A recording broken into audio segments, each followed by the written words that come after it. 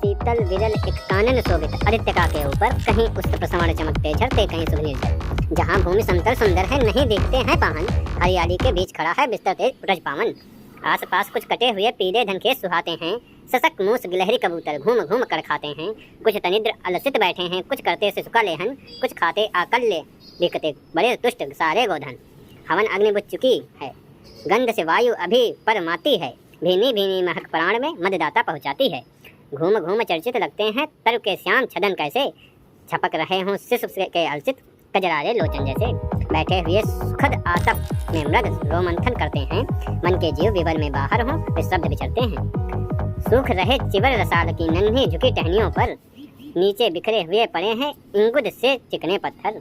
अजिन दर्भ पालस कमंडलु, एक और तप के साधन, एक और टंगे धनुष सुनील तीर बरसे भीषण।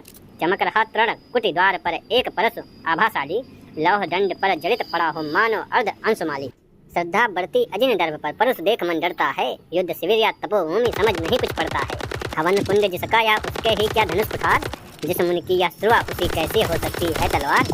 आई है वीरता तपोवन में क्या पुण्य कमाने को, या संन्यास साधना में है दैहिक सत्य जगाने को। मन ने तन का सिद्ध यंत्र अथवा शास्त्रों में पाया है, या कि वीर को योगी से युक्ति सीखने आया है। परस और तप ये दोनों वीरों के ही होते हैं संगार, कुलीन न हो तप ही करना है, ना तो उठा सकता तलवार। तप से मनुज दिव्य बनता, खड विकार से लड़ता है, तन की समरभूमि में लेकिन काम खड़ग ही करता है। किंतु कौन नर तपोनिष्ठ है यहाँ धनुष धरने वाला, एक साथ यज्ञान और अस की पूजा करने वाला। कहता है इतिहास जगत में हुआ एक नर ऐसा, रण में कुटिल काल समक्रोधी, तप में महासूर्य जैसा। मुख में वेद पीठ पर तर्कस, कर में कठिन कुठार विमल, साप और सर दोनों ही थे जिस महान ऋषि के संबल। यह कुटीर है उसी महामुनि परशुराम बलशाली का, भृग में के परम पुनीत वंशधर व्रति वीर प्रपाली का। हाँ हाँ वही कर्ण की जांघों पर अपना मस्तक धरकर, सोए हैं तरवर के नीचे आश्रम में से किंचित हटकर। पत्तों से छन छन कर मीठी धूप मार्ग की आती है, पड़ती मुन की थकी देह पर और थकान मिटाती है। कर्ण मुग्ध हो भक्ति भाव में मग्न हुआ सा जाता है, कभी जटा पर हाथ फेरता पीठ कभी सहलाता है।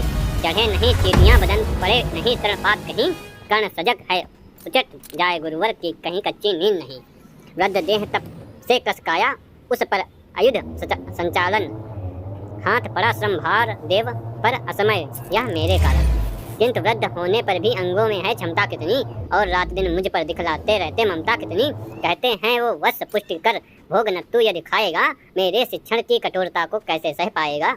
अनुगामी यदि बना कहीं तू, खान पान में भी मेरा सूख जाएगा, लहू बचेगा हड्डी भर ढांचा तेरा। जरा सोच कितनी कठोरता से मैं तुझे चलाता हूँ, और नहीं तो एक पाँव दिन भर में रक्त जलाता हूँ। इसकी पूर्ति कहाँ से होगी बना अगर तू सन्यासी, इस प्रकार तो चबा जाएगी तुझे भूख सत्यानाशी।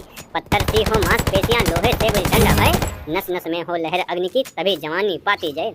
विप्र हुआ तो क्या रखेगा रोक अभी से खाने पर, कर लेगा घनघोर तपस्या वह चतुर्थ के आने पर। ब्राह्मण का धर्म त्याग पर क्या बालक भी त्यागी हो, जन्म सात से लोच्छल व्रत के ही क्या वह अनुरागी हो। क्या विचित्र रचना समाज के गिरा ज्ञान ब्राह्मण के घर पर, मोती बरसा वैश्य वेश में पड़ा खड़ग छत्री करग में।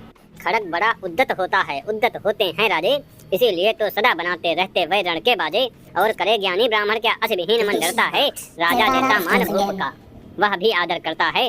सुनता कौन यहाँ ब्राह्मण के करते सब अपने मन की, डुबो रही शोषित में भू और भूपों की लिप्सा रण की।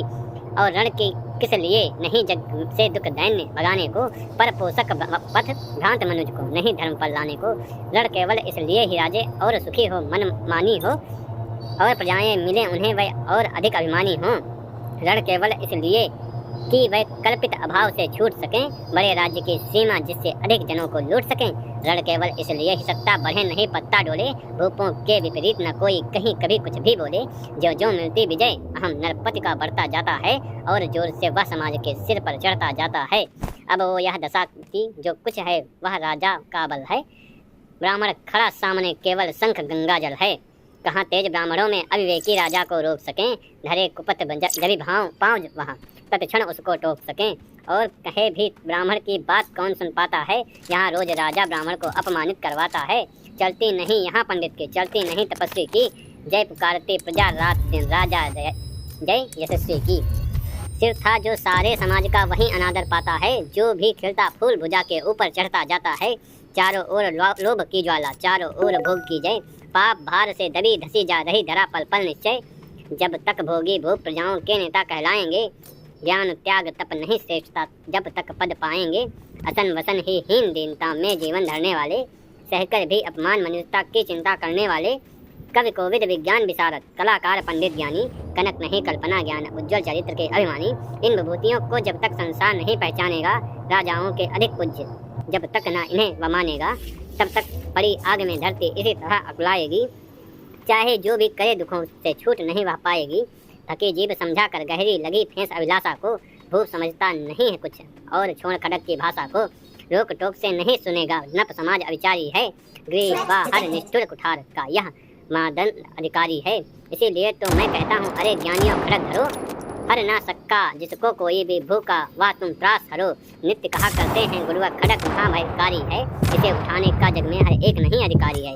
वही उठा सकता है इसको जो कठोर हो कोमल भी, जिसमें हो धीरता वीरता और तपस्या का बल भी। वीर वही जो कि शत्रु पर जब भी खड़क उठाता है, मानवता के महागुणों की सत्ता भूल न जाता है। सीमित जो रख सके खड़क को पास उसी को आने दो, वीर प्रजाति के सिवा किसी को मत तलवार उठाने दो। जब जब मैं सर चाप उठाकर कर्तव्य को दिखलाता हूँ, सुनकर आशीर्वाद देव का धन्य धन्य हो जाता हूँ।